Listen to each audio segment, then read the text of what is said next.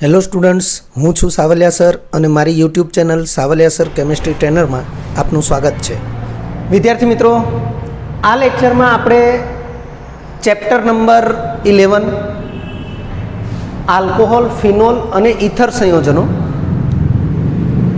એમાં સૌથી પહેલાં આપણે મોનોહાઇડ્રિક આલ્કોહોલની બનાવટ માટેના કોન્સેપ્ટને ક્લિયર કરીશું. વિદ્યાર્થી મિત્રો, મોનોહાઇડ્રિક આલ્કોહોલ એટલે એક જ OH સમૂહ ધરાવતો આલ્કોહોલ, એને આપણે મોનોહાઇડ્રિક આલ્કોહોલ કહીએ છીએ. અહીં અલગ અલગ પદાર્થોમાંથી મોનોહાઇડ્રિક આલ્કોહોલ બનાવી શકાય છે, પરંતુ આજના લેક્ચરમાં આપણે ફક્ત એક જ પદાર્થમાંથી મોનોહાઇડ્રિક આલ્કોહોલની બનાવટને સમજીશું. સૌથી પહેલાં મોનોહાઇડ્રિક આલ્કોહોલ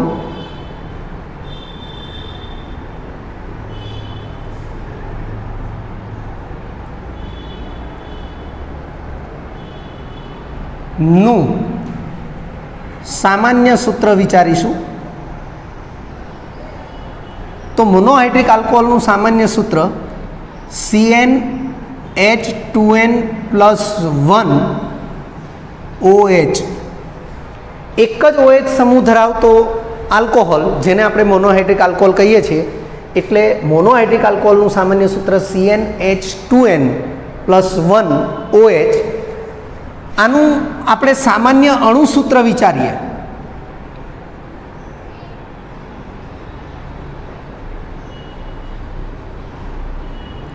તો એ આવું થશે: CnH2n+2O. આમ તો સામાન્ય સૂત્ર અથવા સામાન્ય અણુસૂત્ર એ બંનેમાં આનો સમાવેશ કરી શકાય. અહીં આજના લેક્ચરમાં આપણે ફક્ત ને ફક્ત હેલો આલ્કેન અથવા આપણે જેને સામાન્ય નામ કહીએ આલ્કાઇલ હેલાઇડ, એમાંથી આપણે મોનોહાઇડ્રિક આલ્કોહોલની બનાવટ વિશે અભ્યાસ કરીશું. તો હું અહીંયા એને નંબર 1 એવી રીતે દર્શાવું છું.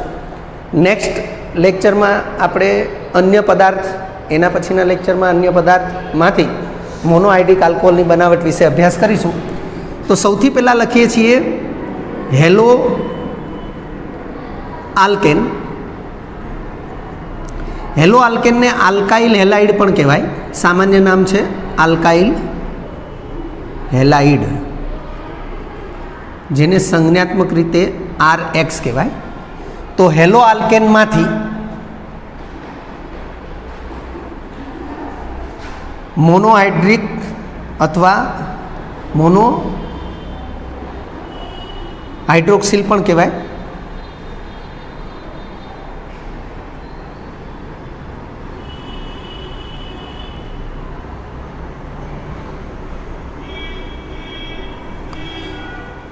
તો વિદ્યાર્થી મિત્રો, અહીં કાર્બનિક પ્રક્રિયક તરીકે RX છે, એટલે કે કાર્બનિક પ્રક્રિયક તરીકે હેલો આલ્કેન છે.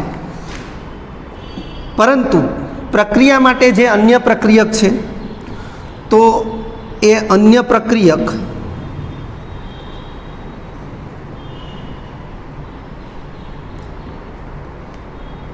KOHનું જલીય દ્રાવણ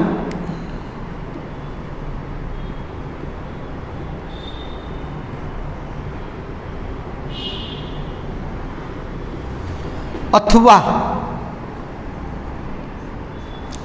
સજળ Ag2O. સિલ્વર ઓક્સાઇડ સજળ એટલે સજળ Ag2O આપણે શબ્દોમાં લખીએ તો સજળ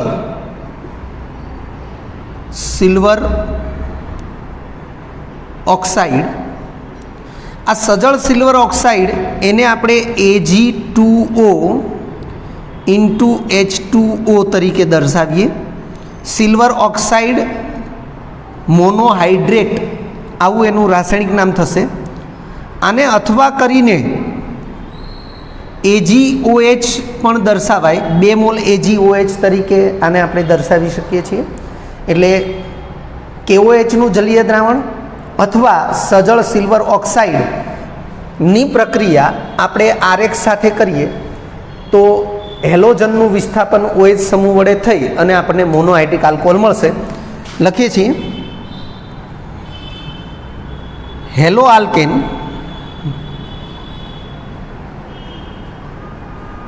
ની પ્રક્રિયા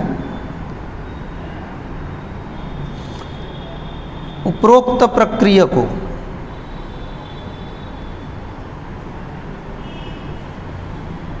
પૈકી ગમે તે એક સાથે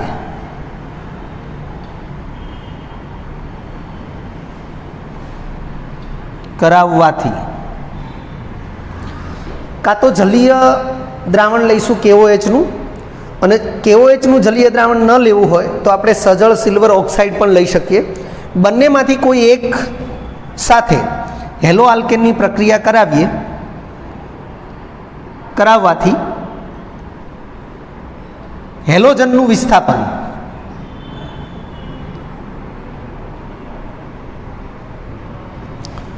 હાઇડ્રોક્સિલ સમૂહ વડે એટલે કે OH વડે થવાથી મોનોહાઇડ્રિક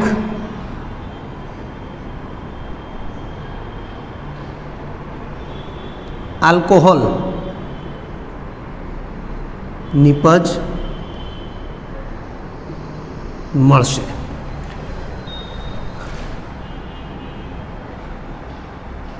વિદ્યાર્થી મિત્રો, જે સ્ટેટમેન્ટ અહીં લખવામાં આવ્યું છે એમાં સ્પષ્ટ થયું કે આ પ્રક્રિયા વિસ્થાપન પ્રક્રિયા છે. આપણે એક આ બાબતને ખાસ ધ્યાનમાં રાખીશું. અહીં પ્રાથમિક હેલો આલ્કેન માંથી અનુવર્તી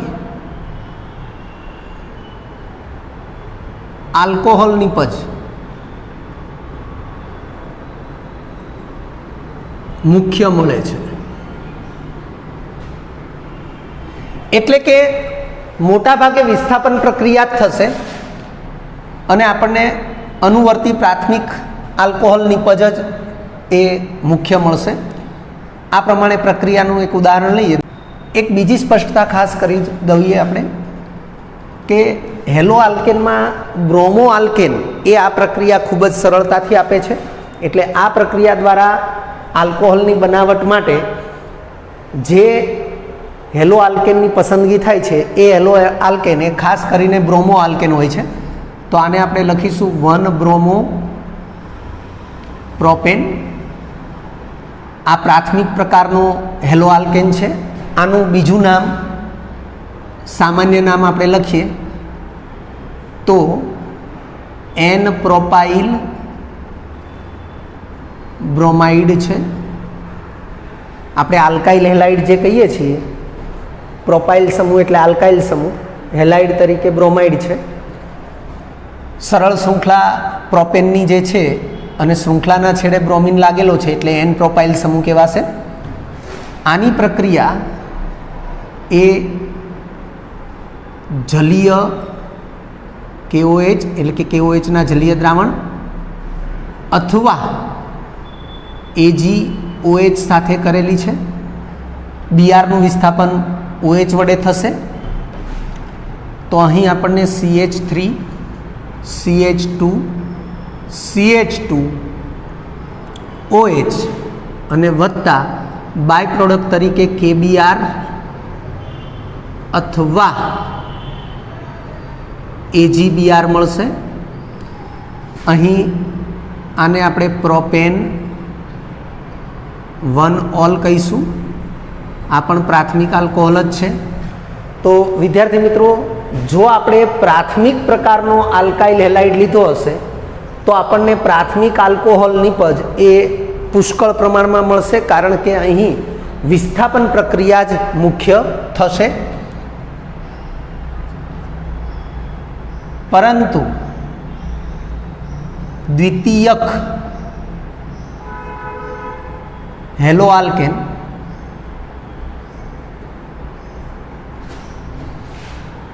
માંથી આ પ્રક્રિયા દ્વારા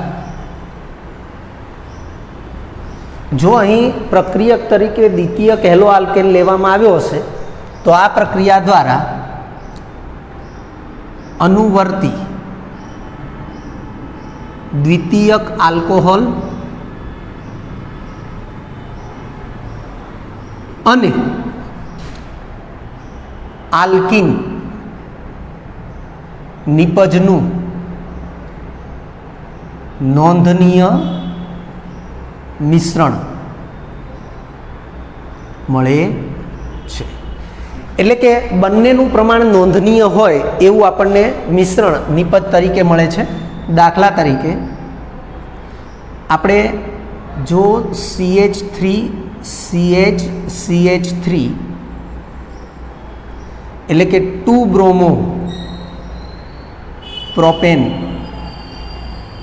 લીધું હોય, જે દ્વિતીયક હેલો આલ્કેન છે અથવા તો દ્વિતીયક આલ્કાઇલ હેલાઇડ છે. વિદ્યાર્થી મિત્રો, પ્રાથમિક આલ્કાઇલ હેલાઇડ કેમ કહેવાશે? તો આ હેલોજન પરમાણુ જે કાર્બન સાથે જોડાયેલો છે એ કાર્બન અન્ય એક જ કાર્બન સાથે ડાયરેક્ટલી જોડાયેલો છે, એટલે આ પ્રાથમિક છે. આ બ્રોમિન એટલે કે હેલોજન પરમાણુ જે કાર્બન સાથે જોડાયેલો છે તે કાર્બન ડાયરેક્ટલી અન્ય બે કાર્બન સાથે જોડાયેલો છે અને તેથી આને દ્વિતીયક પ્રકારનો આલ્કાઇલ હેલાઇડ અથવા હેલો આલ્કેન કહેવામાં આવશે. અહીં પણ ઉપર મુજબની જ પ્રક્રિયા પરિસ્થિતિ વિચારીએ તો જલીય KOH અથવા AgOH. વિદ્યાર્થી મિત્રો, અહીં ફરીથી સ્પષ્ટતા કરી દઉં છું કે સજળ સિલ્વર ઓક્સાઇડ એટલે કે Ag2O સાથે પાણીનો એક અણુ, જેને આપણે 2 મોલ AgOH તરીકે પણ દર્શાવી શકીએ છીએ. તો અહીં OH વડે આ બીઆરનું વિસ્થાપન થશે એટલે વિસ્થાપિત નિપજ તરીકે આપણને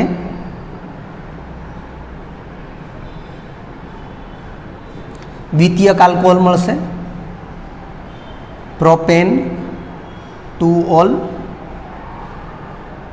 પરંતુ આની સાથે સાથે આપણને CH3 CH double bond CH2 એટલે કે પ્રોપીન અથવા આને પ્રોપ 1 ઇન પણ કહેવાય, પ્રોપીન નિપજ પણ આપણને મળશે. બંનેનું નોંધનીય મિશ્રણ મળે છે. એટલે કે આપણે એવું ન કહી શકીએ કે આ વધુ પ્રમાણમાં, આ અલ્પ પ્રમાણમાં, અથવા આ વધુ પ્રમાણમાં અને આ અલ્પ પ્રમાણમાં, એવું આપણે કહી શકતા નથી. નોંધનીય મિશ્રણ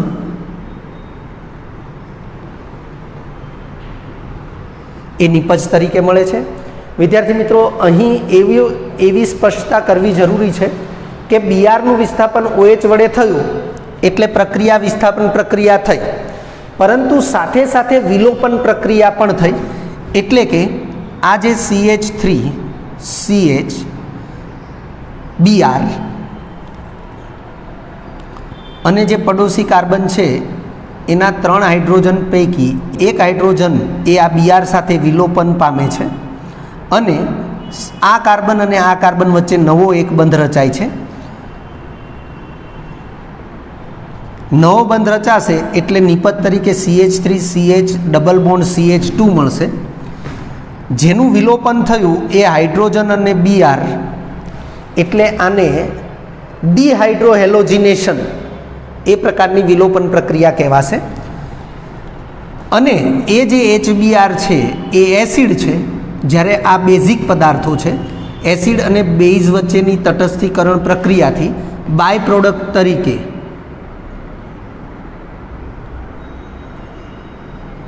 હવે આ KBr હશે તો એની સાથે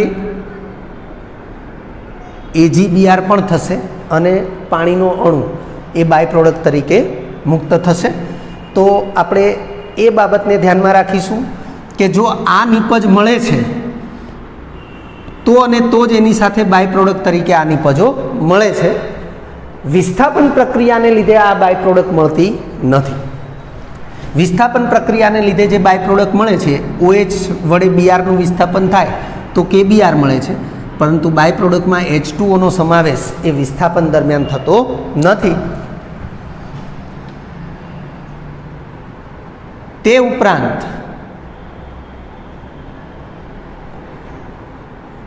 ઉપરાંત તૃતીયક હેલો આલ્કેન માંથી આ પ્રક્રિયા દ્વારા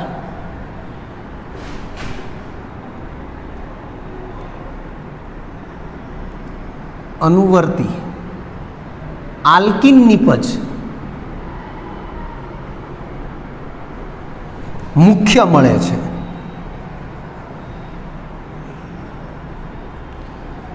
જ્યારે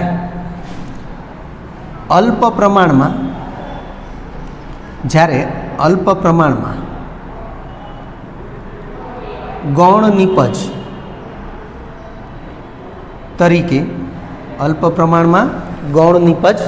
તરીકે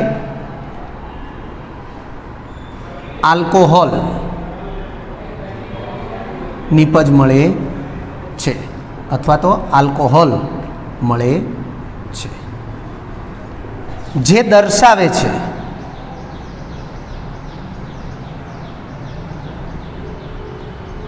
કે આ પ્રક્રિયા પરિસ્થિતિમાં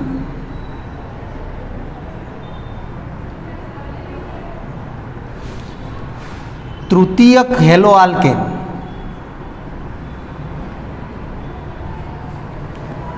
મુખ્યત્વે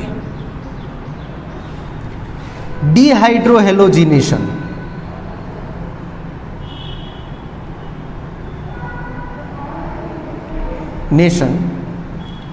પ્રકારની વિલોપન પ્રક્રિયા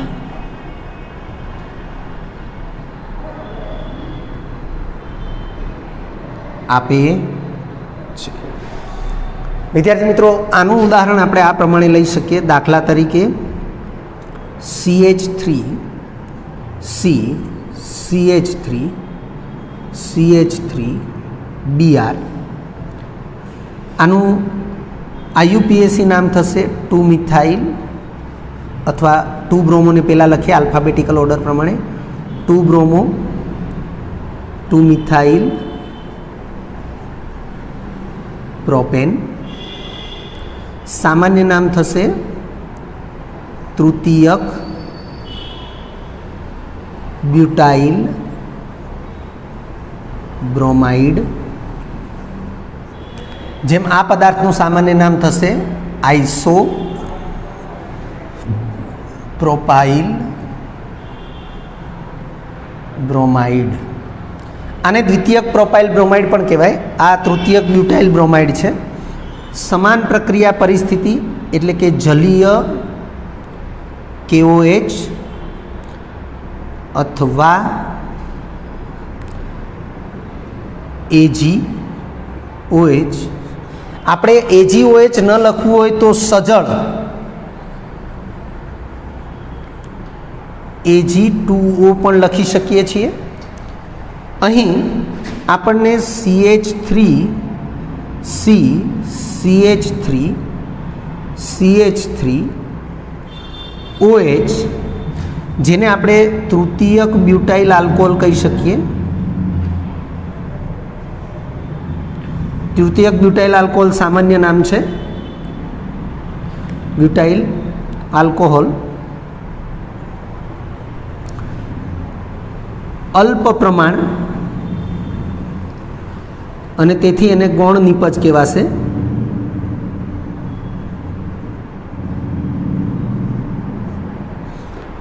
જ્યારે મુખ્ય નિપજ એ વિલોપન પ્રક્રિયાથી મળશે.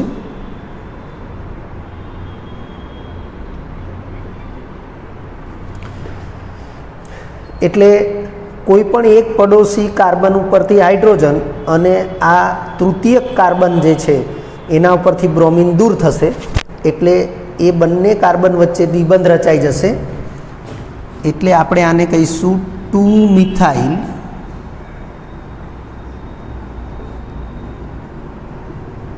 Prop 1 in. આને આઇસોબ્યુટિલિન એવું પણ સામાન્ય નામ આપણે આપી શકીએ છીએ. અને સાથે સાથે બાય પ્રોડક્ટ તરીકે KBr અથવા AgBr અને વિલોપન પ્રક્રિયાને લીધે જે HBr બન્યો હશે એની સાથે KOHની અથવા AgOHની તટસ્થીકરણ પ્રક્રિયાથી આપણને પાણીનો અણુ પણ નિપજ તરીકે મળશે. અહીં આપણે લખીશું વધુ પ્રમાણ એટલે કે આ વધુ પ્રમાણમાં મળશે અને વધુ પ્રમાણ હોવાથી તે મુખ્ય નિપજ છે.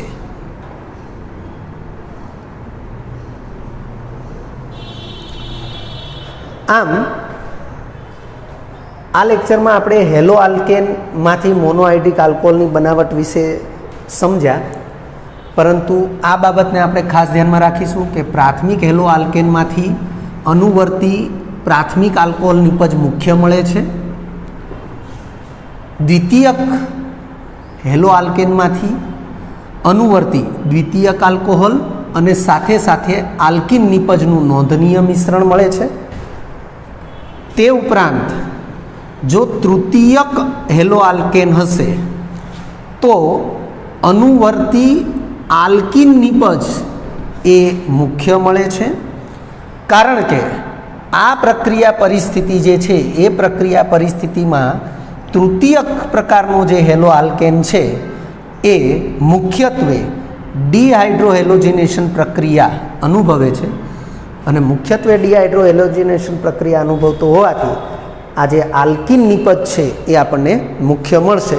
વિદ્યાર્થી મિત્રો, ડિહાઇડ્રોહેલોજિનેશન થવા માટે KOHનું આલ્કોહોલિક દ્રાવણ હોવું જરૂરી છે, પરંતુ અહીં આપણે એ બાબતને ખાસ ધ્યાનમાં રાખીશું કે જ્યારે પ્રક્રિયાથી આલ્કોહોલ બને છે ત્યારે તે આલ્કોહોલમાં આ KOH દ્રાવ્ય થાય એવી પરિસ્થિતિ અહીં આપણને જોવા મળશે, અને પરિણામે આપણને વિલોપન પ્રકારની પ્રક્રિયા એટલે કે ડિહાઇડ્રોહેલોજિનેશન પ્રકારની પ્રક્રિયા થતી જોવા મળશે, જેના માટે તૃતીયક આલ્કોહોલ બને ત્યારે એ પ્રક્રિયા વધુ પ્રમાણમાં થતી જોવા મળશે, દ્વિતીયક આલ્કોહોલ બને ત્યારે સાપેક્ષમાં એ પ્રક્રિયા ઓછા પ્રમાણમાં થતી જોવા મળશે, અને આ પ્રમાણે પ્રાથમિક આલ્કોહોલ બન્યો હશે ત્યારે એ પ્રક્રિયા સાપેક્ષમાં ઓછા પ્રમાણમાં સૌથી અલ્પ પ્રમાણમાં થતી જોવા મળશે. એટલે અહીં આપણે આ ત્રણ બાબતોને એ ખાસ ધ્યાનમાં રાખીશું. વિદ્યાર્થી મિત્રો, જો તમને આ વિડીયો લેક્ચર ગમ્યો હોય તો લાઇક આપજો, શેર કરજો અને સબસ્ક્રાઈબ પણ કરજો. અગાઉના લેક્ચરનું રિવિઝન અને પાઠ્યપુસ્તકનું વાંચન કરતા રહેજો. આ લેક્ચર અંગે કોઈ પણ ડિફિકલ્ટી હોય તો મને વોટ્સઅપ કરી શકાય. આભાર. ફરી મળીશું નવા વિડીયો લેક્ચરમાં.